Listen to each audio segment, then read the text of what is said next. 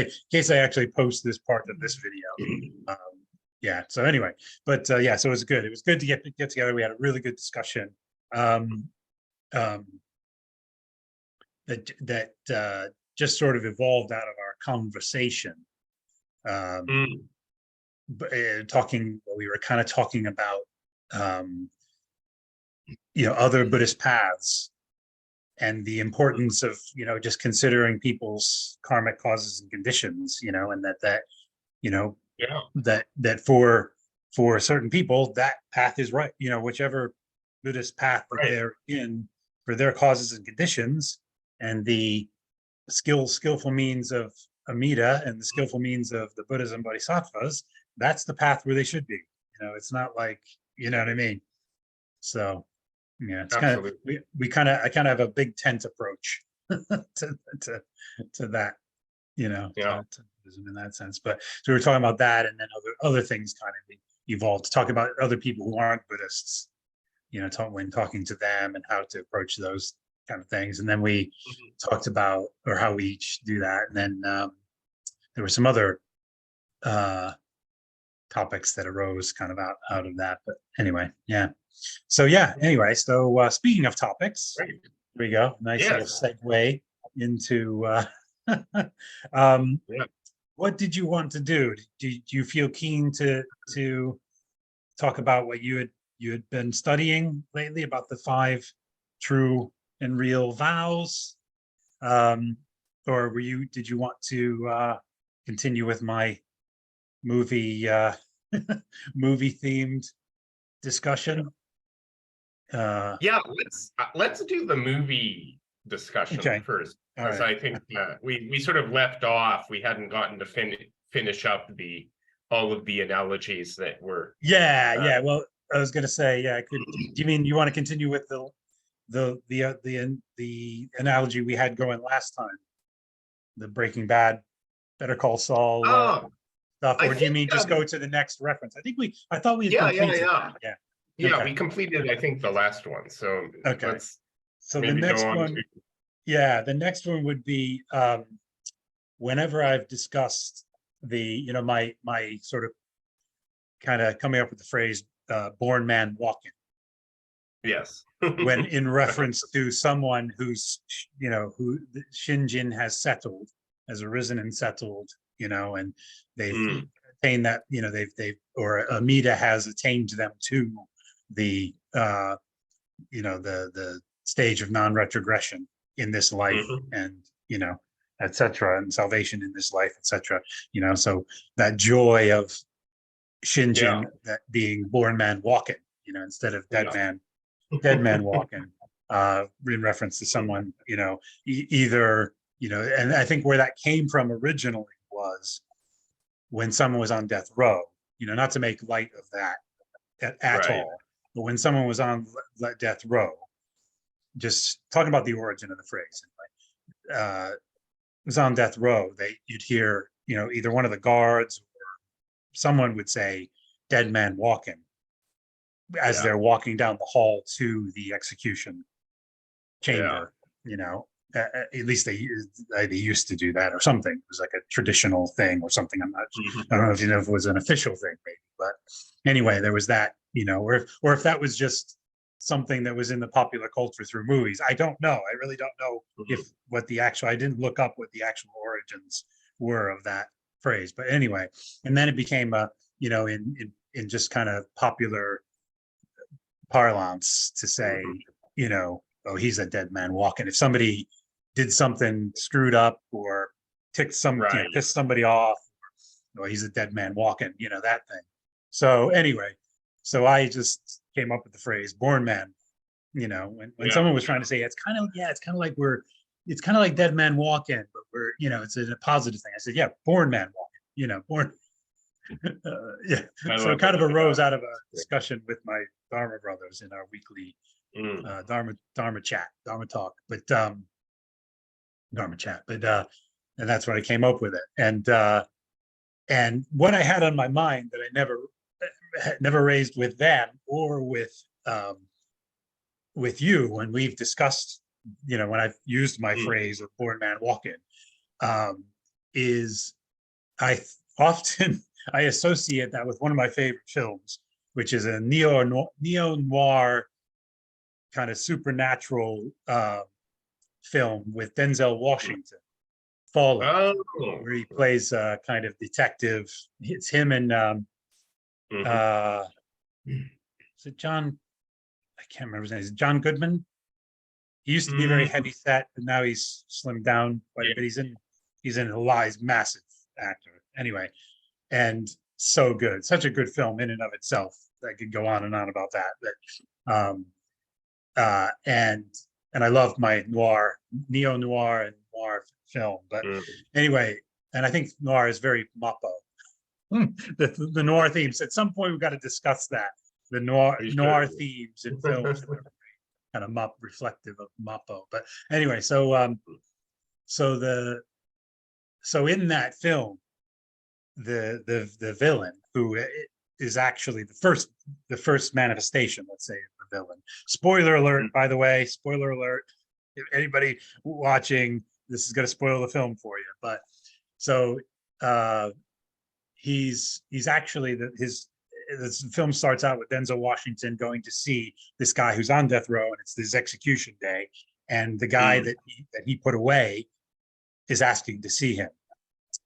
He's a great actor himself. I think he's in a lot of like cult films. This guy, but anyway, he plays kind of dark kind of characters of one sort or another. But anyway, so and in this film, he's a serial killer. But it turns out he's actually a demon. He's the guy that was he's a demon that transfers himself from body to body. So he's on death row and he wants to see him, and he wants to see him because he's trying to transfer himself to before the execution. But anyway, but he can't. Anyway, so anyway, after this meeting, he's on death row. And when he's going to death row, he's kind of like, on comes the song, cue Time Is On My Side, the Rolling Stones. So time is on my side. He starts singing it. He actually starts singing it as he's walking down the hallway, and he's sort of dancing as he's going. Hey, and he's to each of the prisoners that line the hallway. He's like, yeah. What's up? Like, do you know what I mean? He's just like really happy. He's like sort of happy and joyous on this occasion. So it always, and this is kind of a long way to go for this, but that's kind of like for a person of Shinjin, the prospect of death is not something to really be worried about. It kind of, I thought that him dancing and singing was kind of a little bit of a symbolic thing of person in Shinjin, kind of the joy of Shinjin, dancing their way to the end. Their endurance, the rest of the endurance of this life, the suffering of this lifetime, while it still will be the Saha world, the endurance realm, all the suffering that we incur and all the brutalization of just being, provisionally existing in this realm to our mind and bodies. There's going to be that joy, that kind of on the inside. You're kind of going to be dancing the rest of the way to your death, in a sense, not to mean you're going to be, like I said, we've talked about before, not going to be happy all the time, but there will be this underlying peace and joy, and assurance. Assurance, and I just thought that image of him, I've always associated that. Once I followed him a long time ago, actually, it was in the 90s, so prior to but ever since, starting to learn about Shinjin in the mid noughties, when I started to, came into Jodo Shinshu, that I finally kind of linked that up with that, how people are once, that's been associated with that. So this, so yeah, it's a great metaphor. I like it a lot. And Yeah, it's the tie-in with entering the stage of non-retrogression, or the state of the truly settled, right? Yeah.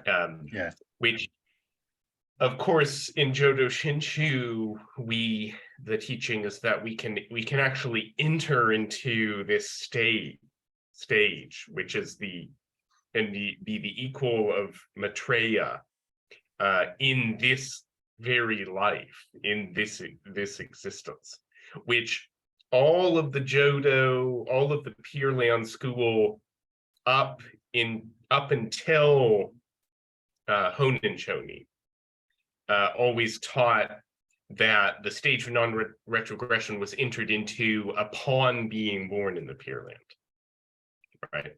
Yeah. But Shinron actually goes back to before the Pure Land school was kind of officially found or begun by Honen, and of course earlier the Chinese masters.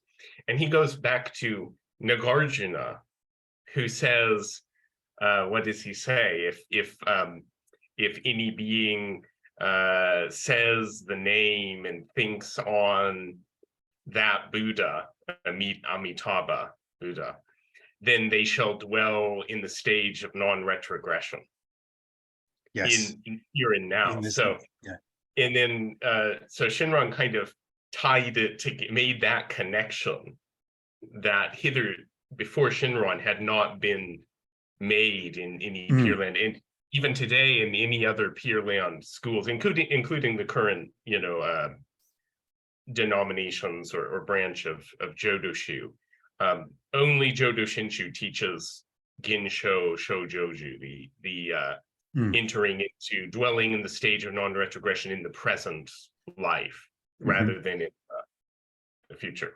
So yeah, like the guy in the movie, time is on our side. Yeah, exactly. That's right. The Rolling Stones.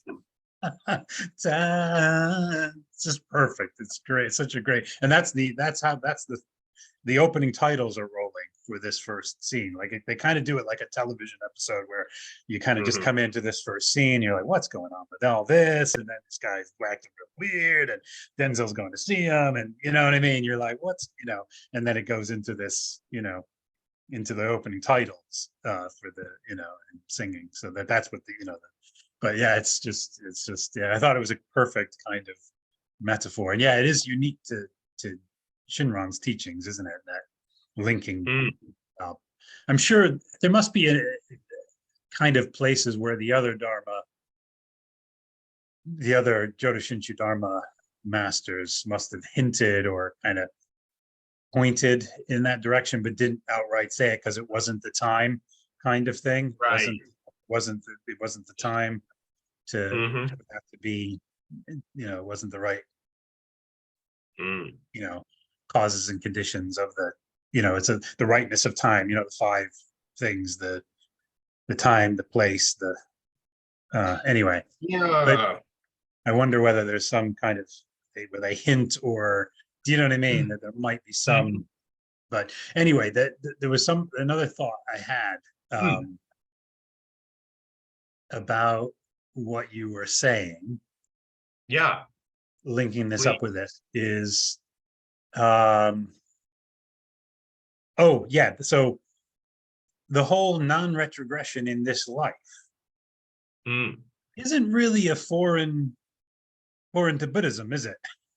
The concept of that. Can't a bodhisattva attain that in as a human? Oh yeah. Bodhisattva and arhats don't if you are an arhat, that means you're you're enlightened. You won't have another rebirth. Isn't that right? I mean, so it's not like a foreign concept that a human would be attaining the state, or in our case, being attained to by Amida, the stage of non-retrogression. But it's certainly a human in the state of non-retrogression in the human realm isn't a foreign concept to Buddhism in general, is it? No, absolutely not. And in fact, I wonder, can I share the screen here? Yes, please. Yeah, sorry. I should, I should just set it to default to to let people to let you share. But I'm always afraid with when I use this for some other purpose that I'll forget to undo that, and then do you know what I mean? Something something I don't want happening or shared by someone ends Will up be happening. shared. Exactly. Which with my gaming, when I with my gaming groups, that's a possibility. Anyway, No. oh, one sec. Let me just find Best to take precautions. the indeed. There we go. So multiple settings. There we go. Yep, there we go. Multiple people can Okay. share now. So Well, what you said made me think of, well, mentioning Nagarjuna, right? This is the passages from the masters. This is from Kyogyo Shinsho, the chapter on practice, Gyo, from Kyogyo Shinsho, right? yo. And, yeah. And of course, the practice is to say the name of the Tathagata of unhindered light, and the Nimbutsu, right? And he starts with, Shinran always presents the passages from the Pure Land Masters in order. So the first is Nagarjuna. In his commentary on the 10 Bodhisattva stages, he's discussing the stage of joy. And it's if we look down a little further, sorry, I'm scrolling around, but No worries, no worries. to have, this is the one I wanted to read. To have we are teleprompter free here at the Shaku Gankai channel. Teleprompter free, unscripted. Unscripted, yeah. the best way. And this is from, he's talking about the Bodhisattva, right? The person who is entering, has reached the first stage. To have reached the first stage is called being born into the home of the Tathagatas. Persons born into this home receive the offerings and the homage of all devas, nagas, yakshas, gandharvas, shravakas, and pratyeka Buddhas. Why? Because the home is free of all fault, and for this reason the Bodhisattvas have turned from worldly paths and entered the supra-mundane path. With only joyful reverence for the Buddhas, they attain the 4 abodes of virtue and receive the recompense of performing the 6 paramitas. Nourished by the rich taste of this, the seed of all Buddhas within them is never severed. Hence, they greatly rejoice in their hearts. The remaining suffering that the Bodhisattvas will experience seems but 2 or 3 drops of water. Although they must pass through 100,000 kotis of kalpas in attaining the supreme perfect enlightenment, the remaining suffering seems like 2 or 3 drops when compared with the suffering they have gone through in birth and death since the beginningless past. Though in fact the suffering to be eliminated is like the water of the vast ocean. Therefore, this stage is called joy. So this, of course, is the heroic path of the Bodhisattva, right? So the Bodhisattva, even though the Bodhisattva must pass through many more, existences and times and ages to actually attain the supreme enlightenment, still the fact that they have reached that stage where Buddhahood is guaranteed, is assured, there's no turning back from that point. So that's why it's called the stage of joy. And Nagarjuna is saying here that the suffering they have yet to cross over is like a vast ocean, but it seems to them like only a couple drops of water. And of course, kind of, can I just come in here? Please, quick? Keep that thought, but you kind of, that almost makes, you could kind of apply that to for a bamboo situation. where, you know, we've been given in Shinjin arising and settling, and we've been given the true, real, and sincere heart and mind of Amida, without doubt, and become our true bamboo selves. That well, true, you know, to become none other than our bamboo selves. I'm saying, put it that way. Not a true. True is but a nature. So, but anyway, so when that happens, and you know, we were talking about the rest of the life that we have to endure until we die, it kind of does, as part of that joy, it kind of makes that seem like, instead of it seeming like, you know, how many decades do I have to endure this, it's more like, it just feel like a, you know, in this vast, you know, ocean of suffering before us, you know, suddenly seems like it's not that bad. We can, you know, Yeah. going to Pure Land. It's, you know, it's the Right. rest of this life is going to be what it is. You know, it's like, so do you see what I mean? That you can, it can make that, you know, before Shinjin, maybe it looks, you know, things look pretty grim, but afterward, it's kind of like, yeah, it's going to be some suffering, but it feels like some drops in the ocean compared to. Yeah. Do you see what I mean? Whereas it felt like a vast ocean before Shinjin type of thing. Anyway, and before the in other words, went before retrograde, you know, not for the stage of joy, stage of non-retrogression in our teaching. Yeah. So. Yeah, and you know, entering into that stage of non-retrogression, that world of salvation, of live in the present, is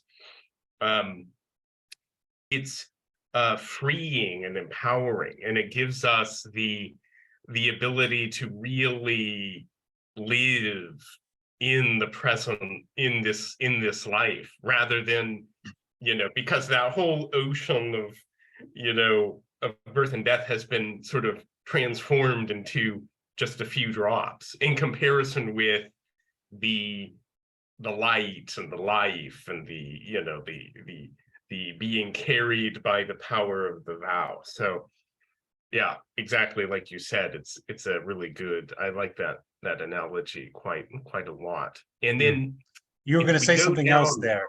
You were just, you were going to say something else up on that section first, though. I said, hold that thought. I was gonna. I was going to just say that you know, Shinron does refer to the stage of joy elsewhere as referring to the stage of non-retrogression, and the stage that we do attain, not as bodhisattvas in the classical Mahayana sense, like in the way that Dharmakara, you know, attained, but rather through being given the mind of Dharmakara. Even though we remain bamboo, we remain our foolish selves, and indeed we become our foolish selves because we are shown upon by the light.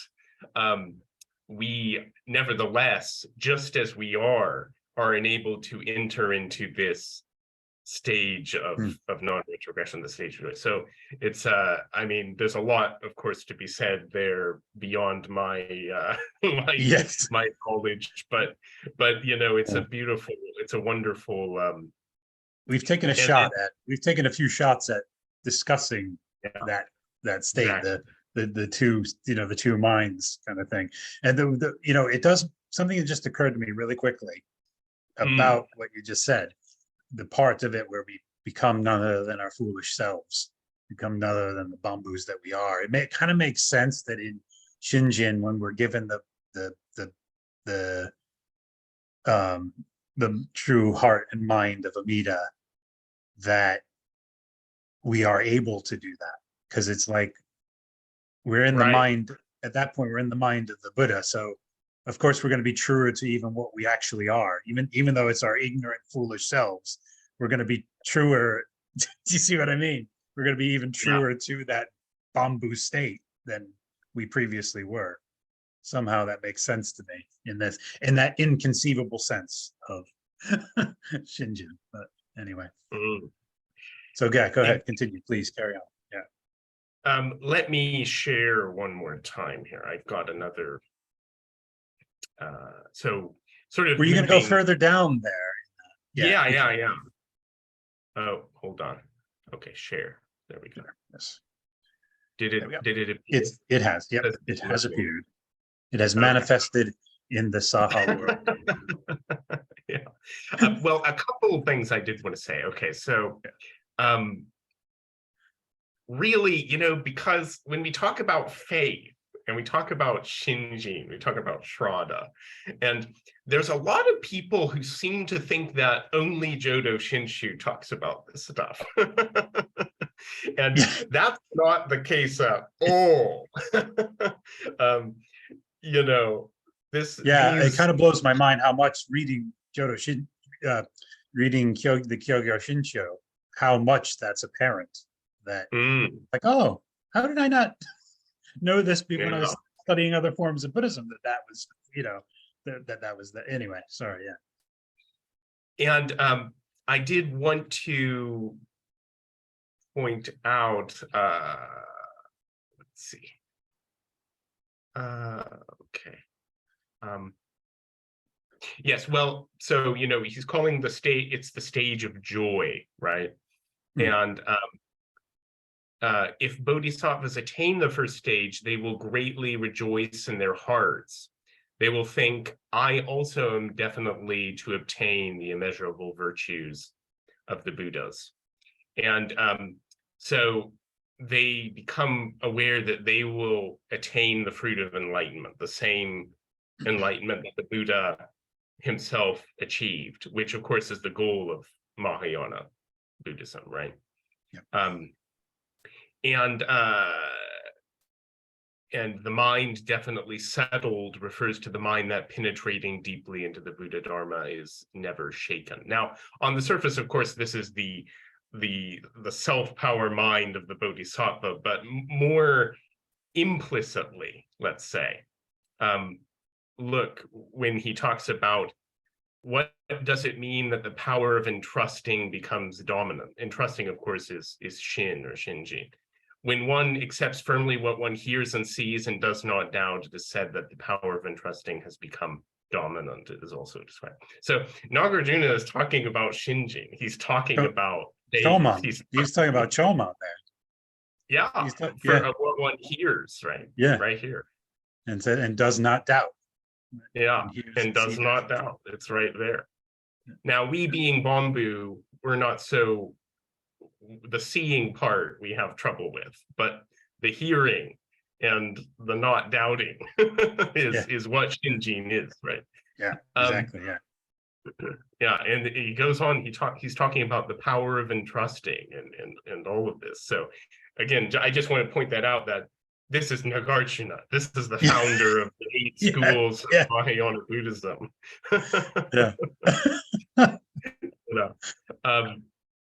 Everyone claims Nagarjuna. Everyone wants to claim him as one of their, Exactly. And okay, so this is the key passage. This is the all-important passage from the 10 Bodhisattva stages, where Nagarjuna discusses the path of easy practice as opposed to the path of difficult practice. And so I just want to read this. In the Buddha's teaching, there are countless gates. Just as there are difficult and easy among the paths of this world, for journeying over land is full of hardship, while sailing on board of a boat is pleasant. So it is with the paths of bodhisattvas. Some engage in rigorous practice and endeavor. Others quickly reach the stage of non-retrogression through the easy practice of entrusting as the means. Boom. Boom. And so then there's a verse. If a person desires quickly to attain the stage of non-retrogression, he or she should, with a reverent heart, say the name, holding steadfast to it. And then finally, if bodhisattvas desire to realize the supreme perfect enlightenment through attaining the stage of non-retrogression while in their present existence, they should think on the Buddhas of the 10 quarters, the saying of the name, etc. And then he gives the names of the Buddhas of the 10 quarters, and then he particularly emphasizes Amida's name. And of course, there's the famous hymn of praise that he gives to Amida. So this is very important passage. And some of the words that we've just been reading here, this is like the core of Jodo Shinshu teaching right here, is, entering the stage of non-retrogression in our present existence. So this is where, and it was Shinron who made that connection, from Shandao, even all the way up to Honan. And it's interesting, I was just reading, let me stop sharing here. I was just reading Saiho Shinansho, which is Notes on Guidance to the West. It was recently translated, actually, by Professor Arai Sensei. And it's really interesting because it's Shinron's record of Honen's teaching. And it's very accurate to what Honan taught. And in one of the passages, it's talking about how Honan, taught, like all Pure Land Buddhism thought, believed up to his time, right? The school he inherited from Shandao. That the stage of non-retrogression is entered into in the Pure Land, right? When we're born into the Pure Land. And Honan did, put a lot of importance on that, having right mindfulness at the time of one's death. But he did so in a way where he said, it's by practicing the Nimbutsu in our daily life that we can become assured of Amida's coming to. So he said it anyway. He emphasized, He kind of said both. Right. Yeah. And he actually said, it's not that we have right mindfulness and therefore Amida comes. It's that because Amida comes, we are enabled to maintain right mindfulness. So although he gives us his right mindfulness, we have right. He gives us his right mindfulness. Yeah.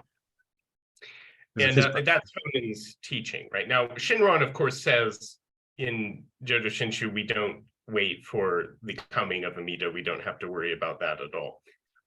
But it's interesting that even Honan, although he did teach the coming of Amida on one's deathbed, the way he taught it was really different from the traditional, the older understanding.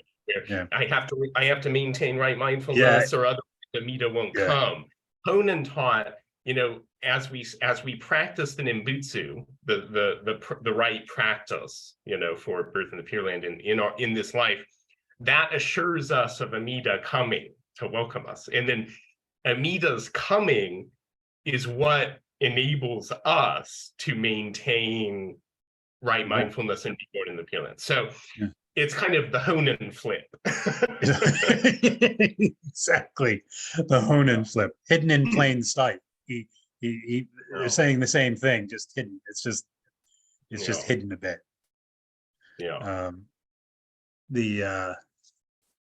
No, it's because we're in this life, we're given the right mindfulness. We're still Bambu, we still have our Bambu mind, but because Amida gives us his true heart mind, then and sincere mind, we can, Amida does come. Right. Already came. Well, he already came. He kind of already came. Yeah. Is that kind of what you're saying, that Honen's kind of implying that because of the Amida's practice of Nembutsu and us saying it, that Amida does, Amida does come, but he already came before the death. Well, I think, and there's a lot about, because Honan was such a popular teacher and he had so many followers, there's a lot of different versions of what Honan said. And interpretations. Yes. Interpretations, yeah. But I think that Honan, the reason he was so beloved as a teacher is that he met people's needs where they were. And he really had a heart of compassion for people, everyone he met. And so, although he very much was indebted to Shandao, and he taught within the traditional framework of Pure Land doctrine, as I just kind of demonstrated, he did so, he sort of reinterpreted the teaching to really emphasize the power of Amida and the powerlessness of the person who is the object of Amida's salvation, of Amida's compassion.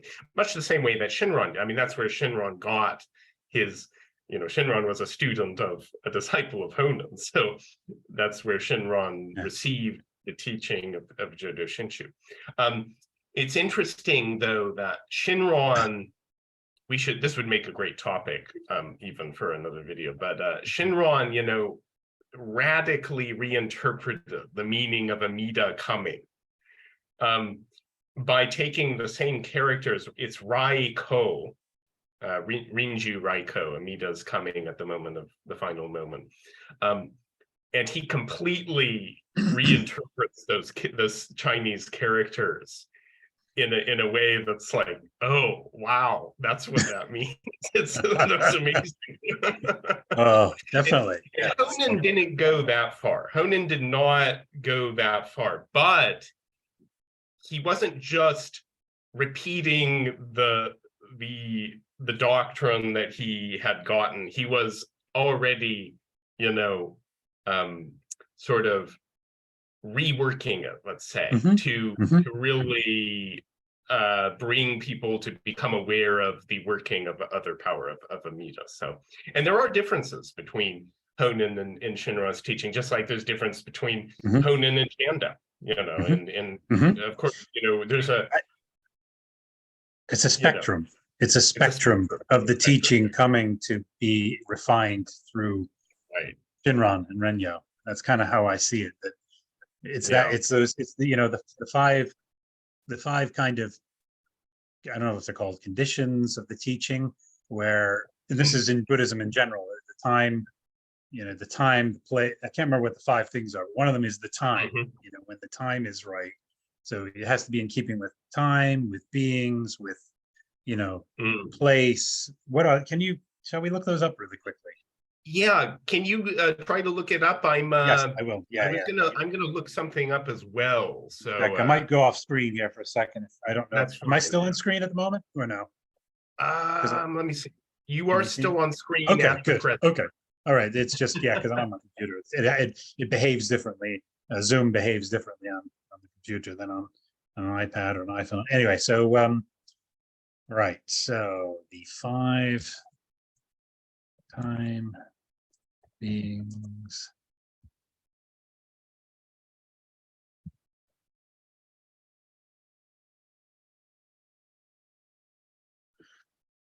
Bear with me a second.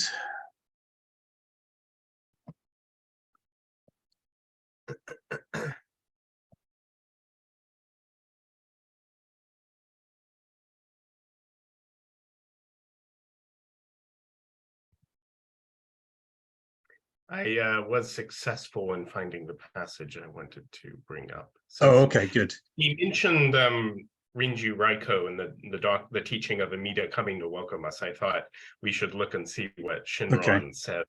Topic. Okay. Do you want to? I think I found the passage that I was kind of thinking of. Just bear with me a sec. I don't know if it's going to let me. Oh dear. Okay, that's interesting. I can't actually. Oh,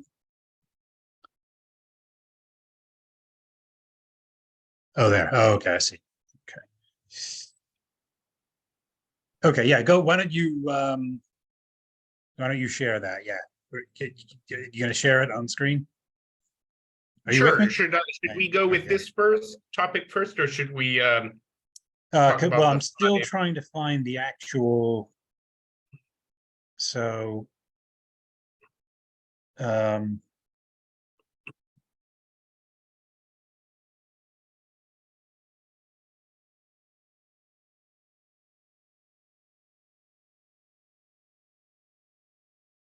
This is one of my yeah, I favorite. can't. Yeah, no, this isn't it. Yeah, why don't you go with? Yeah, share that, and I'll keep checking what I'm looking. But I do need to bring in the original Japanese. This is one of those. Okay. This is one of those topics where it doesn't come across in English because you can't see the characters, the words that are being used, but we'll give it a try here. Okay. Let's see here. So okay, should I go ahead and share my screen then? Yes, please. Yeah, go ahead. Yes, definitely. Okay. So this is from Notes on Essentials of Faith Alone, one of our favorite books.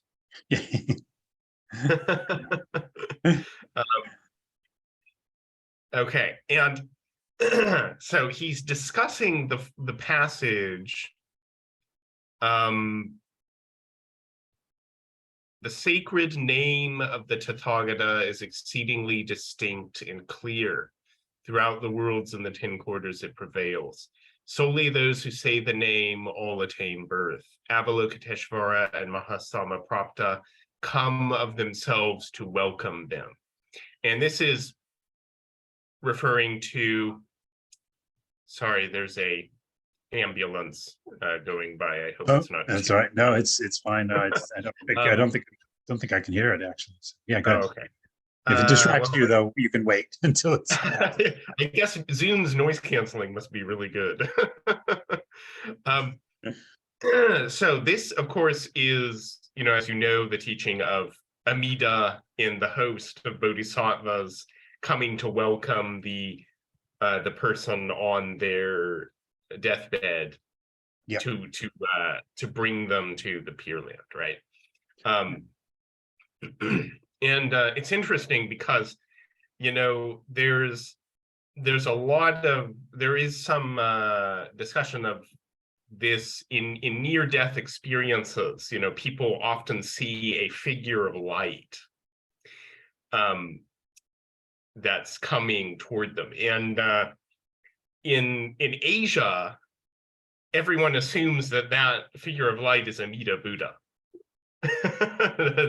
It's like, in near-death experiences in the West, if people are religious, they will think it's Jesus, right? Yes, yeah. But in Buddhist countries, of course, there have always been near-death experiences going back, centuries and centuries before, it was assumed that this was Amida coming to welcome you, this figure of light, right? So I always thought that was kind of interesting. But anyway, from that, exactly, yeah, possibly from that experience, or in tandem with it, developed the teaching of Amida coming to welcome, the person who is going to be born in the Pure Land, and not just Amida, but he comes with Avalokiteshvara and Mahasamaprapta, the two bodhisattvas, and also a host. I was going to say a host of other, saintly people and sages, a heavenly host, as it were, and so that was the traditional teaching of the Pure Land, and but Shinron, he can you just click your screen or something? You've got this search. Yeah, there we go. Oh, there we go. There, there we go. Yeah, that's gone now. Yeah, it's gone now. Okay. Yeah. Okay, so starting here, come of themselves to welcome. And I do want to say the Japanese, well, actually the Chinese, don't know if this is going to show up. See where my finger is? Yes, I can. Yeah. It's Yep. G Rai Ko. And the Rai figure in the middle means to come. Okay. So if I say tomorrow, I'm sure I will. Somebody came to the office, Honsha ni kimashita. The kimashita, the word kimashita is that Rai, the same as Amida Right. coming. So it means to come, right? So of themselves, G means in person. Amida and a vast and numberless saintly host consisting of innumerable manifestation bodies of Buddhas, of Avalokiteshvara, and of Mahasamaprapta appear in person to be alongside and always protect those who have realized true and real Shinjin at all times and in all places.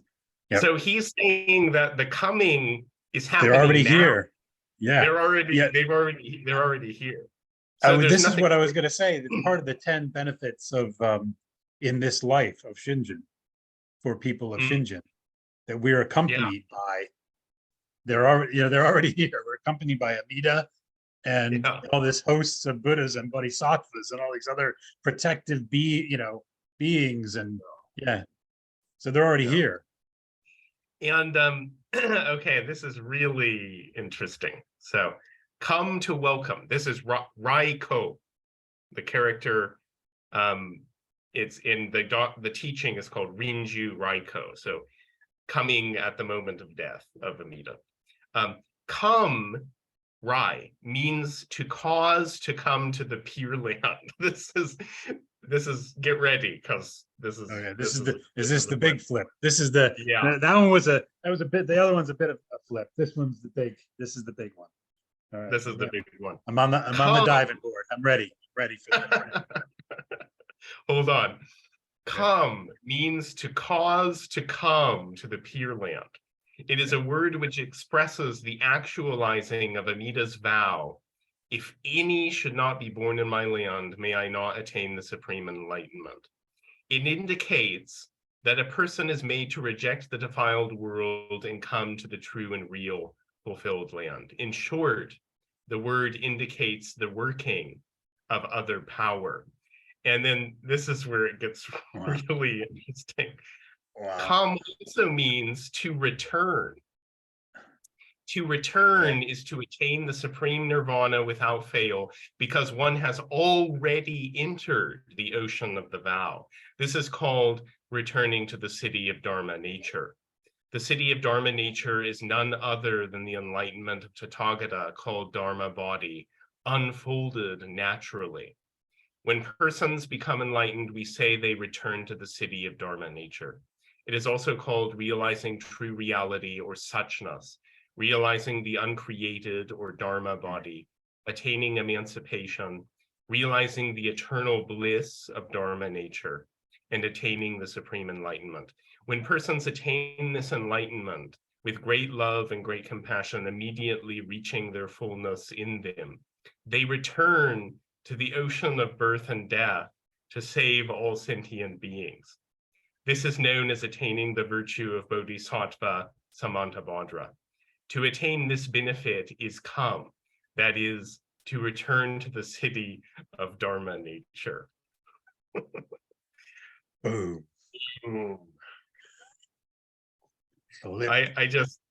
I can never, whenever I read this, I just can't believe what Shinran is doing here with these words, because the come to welcome of Amida is actually, he interprets it as meaning us returning to the city of Dharma nature and attaining the eternal bliss of Dharma nature, the supreme, and contained with that at the same time almost. So by returning, we're returning to, not only returning to our true, the true Dharma nature, but we're returning to bring others at the same time. So we're returning and we're returning. Right, right. we return to the ocean of birth and death to save all sentient beings. And this is, of course, the very important Ginso Eiko, the merit, the virtues that are directed for our return to this world, right? Yeah, yeah, exactly. The two, yeah, there's the Yeah. virtue of going forth, and the virtue or merit of going forth, and the virtue or merit of going, of returning. Yeah. Yeah. And okay, so that was just Yeah, I'm picked. That was just like, I'm thinking, what was that really famous diver, Olympiad back in the day? The one, was it Mark something? I'm picturing one of his suddenly one of his amazing dives, you know, like where he's just and just flipping, and but it's just so perfect that, and just so fluid and natural that you're just like, of course, that's what it would be. Unfolded naturally. Exactly. Exactly. Okay, so we have one more. So that was just one character. This is what blows my mind about Shinron, is just the multiple meanings and nuances he's able to derive, and then just brings it, boom. Of course, like once you hear him and you see it, it's of course that of course. Yeah. But I would have never seen it before for Shinron. So I have to ask now. I would have never seen it before Shinron, ever. There's no way. So yeah, before reading. Okay, so are you ready? Because now we're going to. I'm climbing back up. All right. Or should I just stay in the water for this one? Should I just stay in the water for this one? Just stay. I would just stay in the water. Stay in the ocean. Just stay in the ocean of the vow for this one. Just relax. To welcome, come to welcome. So the welcome means that Amida receives us, awaits us. Hearing the inconceivable selected primal vow and the holy name of supreme wisdom, without a single doubt, is called true and real Shinjin. It is also called the diamond-like mind. When sentient beings realize this Shinjin, they attain the equal of perfect enlightenment and will ultimately attain the supreme enlightenment, being of the same stage as Maitreya, the future Buddha. That is, they become established in the stage of the truly settled. Hence, Shinjin is like a diamond, never breaking or degenerating or becoming fragmented. Thus, we speak of diamond-like Shinjin. This is the meaning of to welcome. Wow. Amazing. It is. I just so not, rather than the whole meaning of Amida coming to welcome us has been totally transformed. First of all, they're already here. Exactly. I feel like there should be a meme or something there. Yeah, but they're already here. Yeah. But you know, the Amida and the Bodhisattvas, the saintly, you know, host is with us now, not coming to meet us in the future, right? And protecting us now. And then to welcome, it's almost like they're here now to usher us there, to usher us, like through the rest of this life, through that moment into the Pure Land. From now, they're with us the whole journey. Yeah, and that's what's so important in Jodo Shinshu is, you know, Amida is always actually present. Actually, they're there before that. Before Shinjin is settled, really. They're already working. You know, Mida's already working. It's just somehow Shinjin, inconceivably, and then they're there to usher us. Yeah. Anyway, and so whenever I read the way Shinron reinterprets these words, it's always just blows my mind because So amazing. Wow. It is, yeah. That the Shinron flip is it Yeah. never ceases to amaze. Never ceases to amaze. The The ultimate flip, I would call that one. that was that I think of all the ones that we've discussed so far, I think that is the ultimate. That's multiple. There's like multiple, that's what I mean by the mark, the boom, boom, boom, boom, boom, but it's just so expertly done and fluid and natural. It just that's just beautiful. It's a beautiful thing. It's like you can't, Yeah, you can't I help can't believe. you can't help but accept it as true. Yeah. It resonates because I think because Shinron always he talks, about suchness, Dharma body. He always connects things to the ultimate, the true reality, in the true goal of supreme enlightenment, supreme Buddha. And it's amazing to me because, not only does to come mean that, these bodhisattvas and Amida are present with us now, in this life, but it also means that we return to the city of Dharma nature. We come home. We come home to the Pure Land. Then So now we're yeah. I mean, we're not, I'm not talking about Pure Land here and now or anything like that. We're still bamboo. We're still bamboo. I'm not talking about that other teaching where somehow we are in the Pure Land here and now. That's not what I'm saying. But in a sense, if we have the true, sincere, and real mind of the Buddha, of Amida, and all that goes with that, then in a sense, we have already returned, because Shinjin is suchness. Shinjin is nirvana. Shinjin is. So in a sense, if we have settled Shinjin, or I should say, I don't like saying we have. Once Shinjin has settled,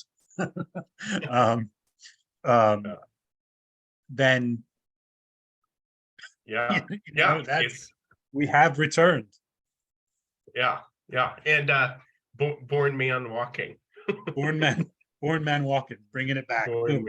One thing I want to say about that too quickly is obviously that film is pretty much Christian, sort of Abrahamic, possibly some Gnostic cosmology in there. So I'm not comparing any of that.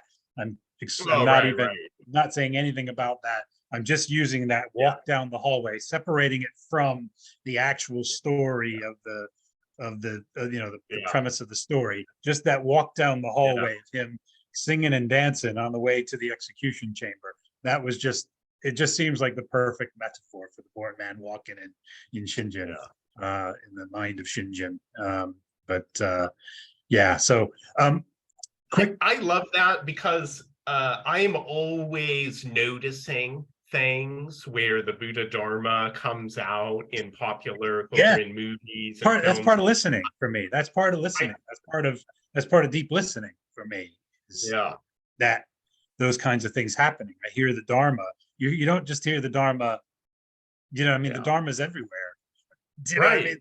Dharma is gonna,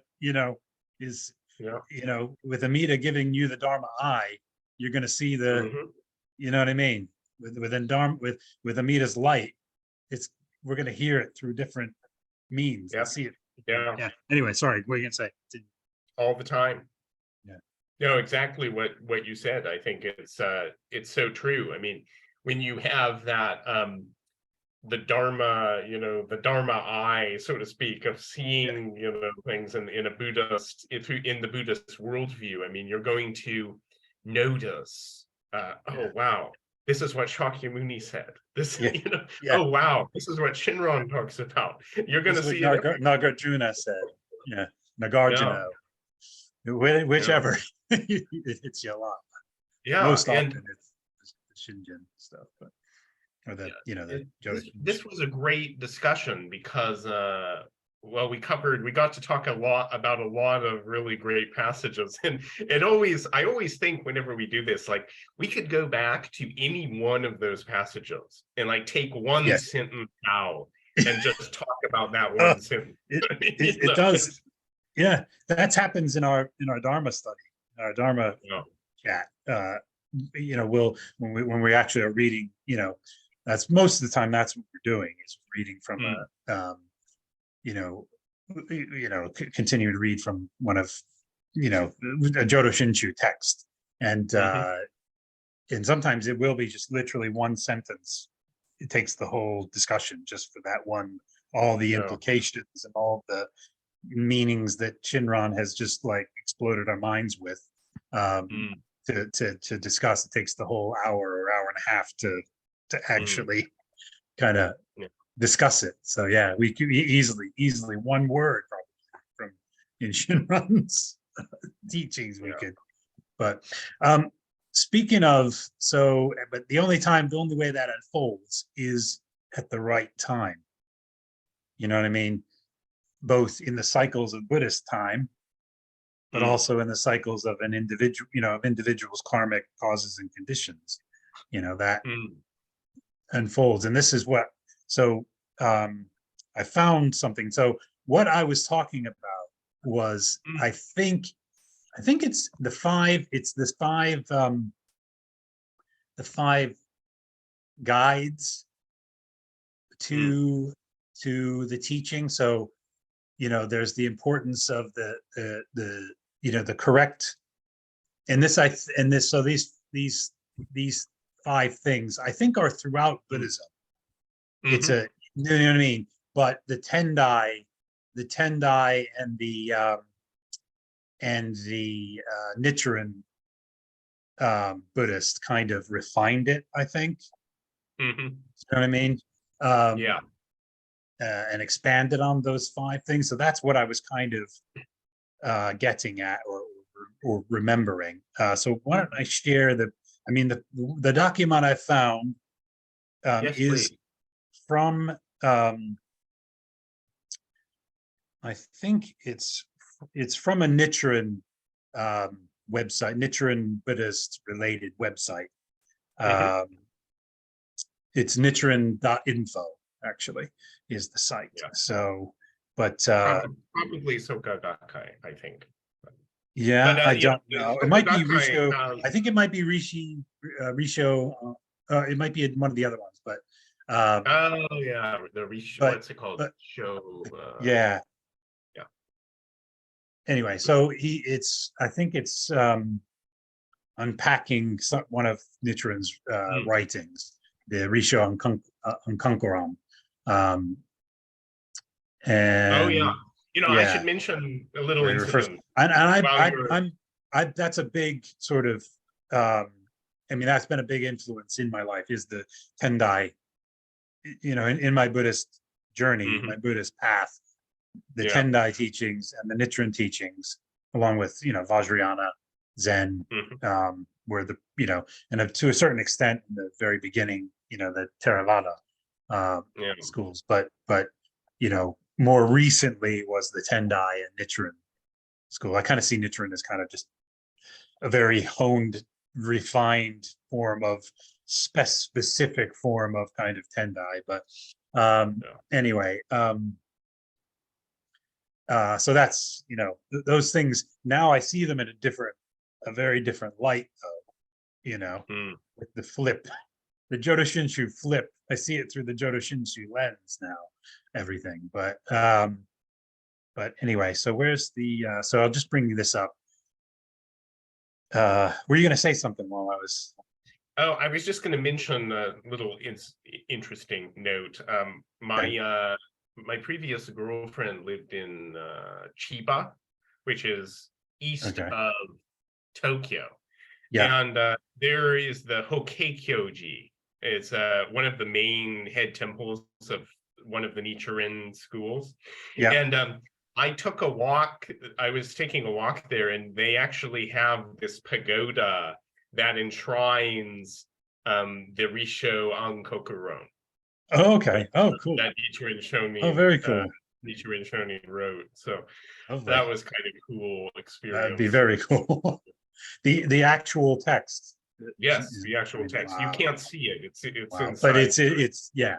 But Yeah. just knowing that it's there, yeah, that would be Yeah, amazing. no. See, I'd love to Very do. important.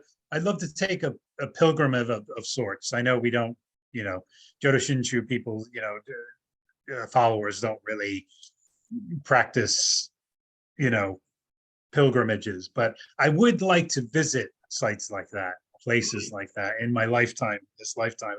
All the main, Oh, the places of pilgrimage in India, the main sites of yeah, Buddha was yeah. and journeyed and taught, and you know what I mean. I like, and in other Yeah. places, China and Japan, and just other places of very sacred, Yeah. important aspects of Buddhism in general. I would love to someday do some of that. But anyway, I'll bring these up here. So it's the 5, and they're calling it here. I can't. One sec. I've got to figure out how to navigate here. One sec. I just need to get out of this mode here. Oh yeah, there we go. Okay, so I think I've got it now. Right. So this is the teach. So they're calling it the 5 guides here. The importance of the teaching, capacity, time, and country. So with so there's the correct understanding of the teaching, the correct understanding of people's capacity, the correct understanding of the time. Yeah, Mappo, right? This is the same as in Jodo Shinshu. Yeah, correct understanding of the country, correct understanding of the sequence of propagation. So, and I that's how I see the masters of the Jodo Shinshu Dharma masters as kind of, they knew, it just wasn't the time, the place, the capacity, the correct teaching for that time. Thinking in the terms of the three eras that from the time of Shakyamuni's parinirvana. It was, so that's how I kind of see. I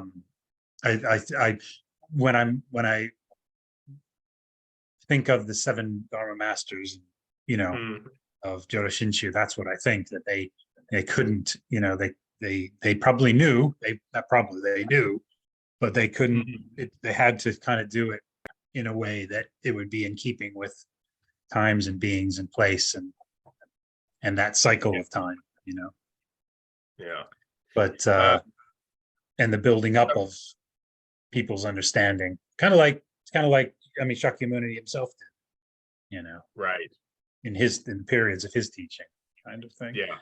But anyway, so although Nichiren Shu, maybe not so much, but there are some Nichiren teachings, or Nichiren in particular. They whereas in Rinyo talks about not preaching the Dharma to everyone you meet. Nichiren was more on the side of do preach the Dharma to everyone you meet, regardless, and especially if they disagree with you or from a different sect. We have a different approach. A different approach to propagation. Yeah. Although it does differ on the sect within Nichiren. The more traditional Nichiren Shu is a mainstream Buddhist. The really extreme Nichiren groups aren't members of like the Japan Buddhist Federation. Exactly. Yeah. All of those members of the Japan Buddhist Federation are all false teachings. So, according to him, right? So there are some very fundamentalist groups in the Nichiren school, but the major schools are not. And it does tend to be the lay person's kind of breakaway sect type of things where that's the case, where they're Yeah. very extreme in preaching and things. It seems like, but where I see like Nichiren Shu is a bit more moderate, and Nichiren Shoshu is kind of, it's more moderate because of just, it's very traditional, so it's not in your face kind of. Do you know what I mean? It doesn't seem like it's. Do you see what I mean? Well, Nichiren Shoshu is the more fundamentalistic, so to speak. One. Oh, is it? Okay. Okay. I thought it was more the breakaway groups from them that I thought they were more. It was just very traditional, very. Right. They are. They have and dogmatic, obviously. So I suppose. I suppose fundamental. I wouldn't have thought of them as fundamentalist, but very dogmatic. There's there's very much a very strong dogmatic, like, this is what the teaching is. Yeah. And Nichiren Shoshu is the one that's not a member of any of the group. Oh, right. Okay. Was not aware of that. But I know Nichiren Shu is very moderate and inclusive, and is very I've listened, there's a couple of, one teacher in particular I've listened to a lot. It's out of the he's out of one of the California Nichiren Shu temples. I've listened to a long time on YouTube a lot of his presentations and things. But anyway, so I didn't realize that. I didn't realize that Nichiren Shoshu wasn't part of any of the. I just saw them as, I saw the sort of breakaway groups that evolved out of them, kind of being out of it, kind of being more fundamentalist, and in itself, the institution itself being more just very traditional, dogmatic. I didn't realize it was very. I didn't realize it was separationist in that. You know what I mean? Well, I mean, part of their dogmatism is that all the other Buddhist schools are wrong. Are wrong. Are wrong. Exactly. Just wrong. Whereas Nichiren Shu is much more. Nichiren Shu is much more, much more open and generous and big tent, as I call it, big tent, more big tent kind of Buddhist than. Anyway, so, but so that's what I was coming to, was that, it's those. That's how I see the Dharma masters. There weren't there Dharma masters even among the Jodo Shinshu Dharma masters who said, if only I could have been born in Mappo. They felt like, because then I could give the true. I could give the true teaching, kind of. Do you know what I mean? Wasn't there a Dharma master or Dharma masters that said that sort of thing? Not that I can recall. It may be, but I can't. It doesn't ring a bell. Because they knew, but they knew it wasn't the time, or you know what I mean, the place or anything for them to give that. But they were like, Yeah, it might be. They could have something to do with Shakyamuni's saying that he waited to deliver the Lotus Sutra or something like that. Possibly. Just for fun, since we did mention it, I thought I'd bring up the website of the Zing Nihon Bukkyokai, the All Japan Buddhist Federation. And this is the members of that. So the traditional denominations and schools. It's the sole federation which unites all of the 58 traditional Buddhist denominations. So you have Tendai groups. These are all Tendai. Of course. Tendai is very very inclusive. They're the ultimate inclusive, I think. they have like they include just about all all the major kind of sets of teachings somehow into, don't they? In one way or another. Anyway. Well, the founder Saicho, he was very much revered by Shinran Shonin and Honin Shonin, of course, as well. Then, of course, you have Shingon. All the Shingon groups. Which is very kind of almost Vajrayana-like, kind of more esoteric. More esoteric. Secret teachings. Mm. Jodo denomination, so Jodo Shu. Interestingly, there's the Jodo Shu and also the Jodo Shu Seizan Zinrin Jiha, which these two schools have very different doctrines. So even within Jodo, you have a real range of different teachings. You know, it's not just Jodo Shinshu and then the Jodo is the same thing. Jodo Shinshu, not surprising. Not all of the 10 schools are members, interestingly, but we are Hongan Jiha. Of course. Some of the smaller ones, I think, are not members. Then you have Zin, of course. So this is Rinzai. I think I have visited in Kamakura. It's the large Zin Rinzai Shu temple. Soto Zin. And then Nichiren. So Nichiren Shu. And then all of these different Hokei-shu, and so on. Sort of denominations of Nichiren Shu. That's not surprising that they're part of it, because they are very Nichiren Shu. My impression is very similar to Jodo Shinshu, very very big tent, as I say. Very,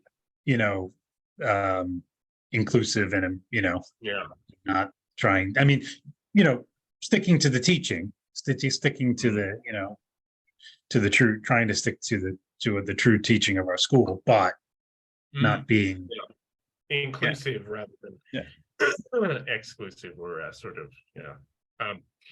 now this is interesting to me because I have a real fascination with Nara Buddhism, early Buddhism in Japan. This was before Saicho went to Hiei, Mount Hiei, and founded Tendai. In response to what he saw as the corruption before Kamakura. But this is before. Before Kamakura Buddhism. The Hoso sect, Yakushi of Yakushiji, and this is if you go to their temple, the Hoso sect. There's this big murals, all these murals, and one of them is of Vasubandhu, who of course was the founder of mind, the Yogacara mind only school of Buddhism. And then you have a bunch of, and also one of our Dharma masters, included as a Jodo Shinshu Dharma master, right? By Shinran. And then you have all of these trans-denomination, locally constituted organizations of traditional Buddhism in all prefectures. And then you have each of these affiliated. Bukkyo Dindo Kyokai, of course, we know because they make the translations, the English translations. Yes. And very happy and grateful to them. Several of their texts. And so on, and that's it. Anyway, I thought that would be fun to go through that, since we that is very good to see. I didn't know that. I never knew that the Nichiren Shoshu was not part. Though I'm thinking about it, it's not hugely surprising that is the case. When I think back on my explorations of Nichiren Buddhism, I mostly stuck to the Jodo Shinshu. I mostly stuck to the Nichiren Shu side of things rather than the Shoshu. Right. The Nichiren Shoshu is kind of like the Amida-ji group.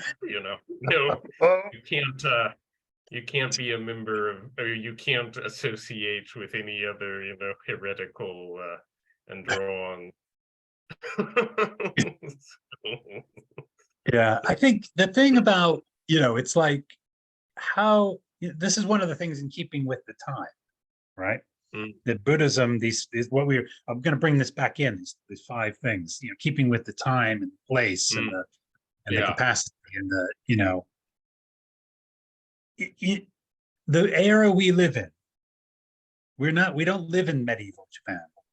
We don't live Right. in, we don't live in pre-Kamakura or Kamakura Japan. We're not Yeah. under, we're not in samurai communities.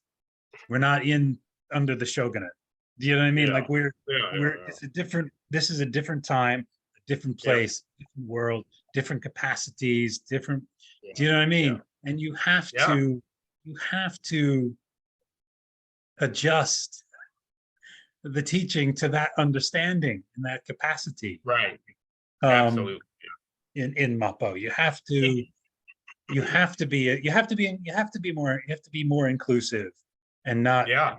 Yeah. in other times and places, perhaps you had to be more perhaps they had to be more exclusive or whatever for survival, or it extended from the mindset of the time and the traditions of the time, whatever that was, of Right. being belligerent, being belligerent toward another teaching, Mhm. or exclusive of Yeah. any other teaching, or any of that kind of stuff, or or being very strict about morality, moral things. That was part of the culture of that time. Right. You can't, you can't, I just can't see how you can be a Buddhist and not see that you have to Mhm. adjust things to the five Yeah. the five guides that Yeah. for our time and our place and Well, our capacity in Mappo. You know what I yeah. mean? Like how you cannot, do you see what I mean? Absolutely. And it's a problem. And I think the we have what's important. That's the thing, is it's all there. We know what the essentials in Jodo Shinshu teaching are. We talk about them here on these discussions Exactly. every time. And, Exactly. and the stuff that is not, necessary or essential should not be the focus. It should be inclusive. Of course, Shinron, I mean, the teaching is inclusive. It's completely inclusive, Exactly. and Exactly. so to do otherwise is actually to abuse and misuse the Dharma, which is actually what it's often translated slander the Dharma, but that it actually refers to teachers who would use the Dharma to get fame and wealth and money. Mhm. In other words, it's actually abuse of the Dharma and Yeah. misuse of Dharma. Yeah. And Or so use we it need to purvey their own cultural, moral. opinions and so on. Yeah. Yeah. Yeah. Exactly. So Of you have to their be cautious there. Yellow flags, red flag. red flags, yellow flags. Get them all on the field. Just Anyway, that was a great discussion today. I yes, think yes, it was. Yeah, we covered a lot thank of you. ground. Yeah. Yeah, thanks for bringing all those passages in. They were definitely Oh, apropos, and definitely just made it that much more. But we always try to do that. We always try to yeah. keep It's like a grounded in natural, keep it grounded in the teaching. Bring absolutely. it back to the teaching. Like Reverend Fujihara says, it's his favorite thing about this show, I guess we could call it, is that we only talk about what is it? Only talk about Jodo Shinshu. What are the rules of the Shaku brothers? The rules of Shaku brothers. Yeah, the rules of Shaku brothers. The first rule of Shaku brothers is always talk about the Jodo Shinshu teaching. Second rule is always talk about Jodo Shinshu. Third rule is no debates, no scholarly debates. No listening over the hedges. Listening over the hedges. I remember that one. Fourth rule is speak up. Yeah, great rules. Yeah. So anyway, but yeah, specific to the Shaku Brothers show. But we say them at the Shaku Brothers show, but they're implicit They're implicit Yes. rules in any other series that I do on this channel. Any other series that we do on this channel is those are the implicit rules. They're good to reference, right? Exactly. We just make them explicit for Shaku Brothers, just for the fun and entertainment value of it. Referencing of speaking of movie references, Fight Club. Yeah, Lots of Mappo in that one. There's lots of anyway. Well, Anyway, the great thing I think about, when we bring in the teachings to our discussion is, to me, it almost seems kind of natural, because when we're focusing on the teaching, it's one thing kind of leads to another, because it's all connected, right? So it seems like a very natural process in conversation that happens, which I think is great, and it's really a good way of deep listening for me, speaking personally. So agreed, you 100% agreed. update before we adjourn on the my Tokudo Yes, I saw something from Fujihara Sensei. He posted something, but the Facebook Translate doesn't really. Yeah. But I thought there was something. He was giving you some kind of update on something that he had done on your behalf, but I didn't. There was, yes. I couldn't really work it out from the Facebook Translate. Yeah, he submitted the application for me to the office in Izumo City, but apparently, because the rules kind of changed a bit, I have to take a sort of training course, like pre-Tokudo course, which will be 2 days at Nishiyama Betsuin in Kyoto. And then I also have to take a sort of exam, kind of, where I have to, it's like a written exam and this kind of thing. So pre-training, almost like an orientation. Orientation days kind of thing. Yeah, orientation. So, and Freshers so that will be happening in June. Freshers Week for Tokudo. Without the fun. Without Tokudo prep. Without all the fun, so that will be happening in June, and then hopefully I'll be in time if I'm on a waiting list for a August Tokudo, but this year, unfortunately, it's quite crowded, so I don't know if I will be able to meet that one. But if not, it will be next year in February. So it'll be quite a while, quite some time before I actually do it. Okay. Well, hopefully you can get in. It will be done. It will be done. Maybe the karmic causes and conditions will be right for you to get in August, but maybe not. If not, well, it's always the later on. So either way, thank you for the update. Yeah, it's so great. Anyway, I'm so excited about that, and it'd be great to see you, in our discussions wearing the full gear, fully geared up. Geared up. Geared up and ready to. Yeah. Sounds good. Maybe you should get a hasu, and so you can do a hasu drop. We can, and when we read a really good Shinran flip, you could do like a hasu. I don't think I will have the authority to do a hasu drop. Really, and probably wouldn't want to actually be doing that in real life. It's great as a little metaphor, as a little wink kind of joke, kind of in discussion, but the actual doing it would not be probably very reverent or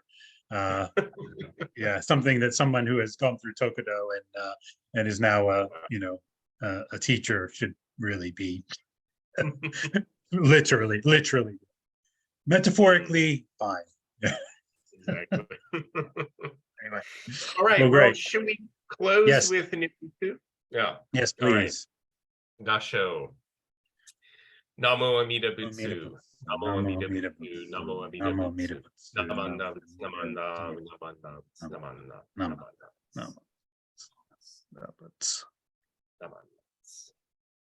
All right. All right. Well, Well, until I guess next you're going time. to the States. Yes, I will be there, but it'll be so I don't know what the time zones. I'm in Eastern Standard Time. So what is that It's going to be from you? hard It's an to. It's like additional 5 hours the away. opposite. So 5 hours. So it's like that's like 14 hours. It might as well be like Australia, New Yeah, Zealand. yeah. Um, Will you be back the following week, or how long will you be in the States? uh, yeah, about a week and a couple of days. So I'll be back the following week. Be back Tuesday of the following. Okay. So Just should we wait till should we then till schedule that. it when you get back? Yeah, the usual time and place on Sunday. Yeah, would be good. So All right. Sounds yeah. good. So taking a break next Sunday, and then the following Sunday. Okay. Sounds good. I might try to find while I'm there the Blue Mountain Monastery that I told you about, the Zen place. Yeah. Just because that one thing. I mean, other things about their website influenced me, but that's just that one thing. The thing of always having the Japanese for everything on the website, always having the Japanese and the English. Yeah. And That's also likewise in there, any of their Dharma talks or their practices or whatever, they do the same thing. And something really resonated about that. So that was just gently a part of, making it our own, but in a gentle, keeping the meaning there, Right. Very So important. I just, there's parts of me that just kind of wants to to find it and maybe go see them and Yeah. and just say thank you for that, just that alone, but anyway, but yeah, so we'll see. All right. Very good. Well, yeah. All right. It's part of repaying gratitude, right? To And all of the agreed. causes, conditions, and Agreed. Exactly. All right. Well, take care. Have a nice Until trip. next time. Thank you. Have a safe flight. Yes. And we'll see you again in a couple weeks. In a week's time. All right. Or 2 weeks time. Yeah, 2 weeks. All right. Take care. All the best. All right. Bye Take for now. care. See ya. Bye.